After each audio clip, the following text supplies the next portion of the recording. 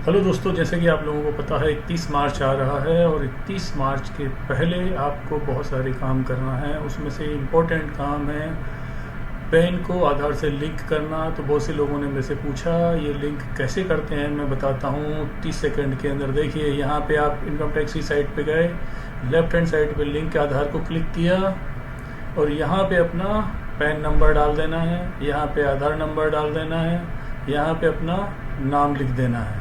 ठीक है। और यदि आपका सिर्फ डेट ऑफ बर्थ है और कार्ड के ऊपर, तो उधर यहाँ पे टिक कर देना है। यहाँ भी इसको agree the validated my Aadhaar detail और ये कैप्चा डाल के आपको यहाँ पे लिंक आधार कर देना है। यदि आपका कहीं इनकम टैक्स में रजिस्टर्ड नहीं है तो भी आप इसको कर सकते हैं, आगे कहीं काम आएगा। नहीं तो ये आपका आधार कार्ड से पैन कार्ड लिंक नहीं होने पे आपका पैन कार्ड निष्क्रिय हो जाएगा।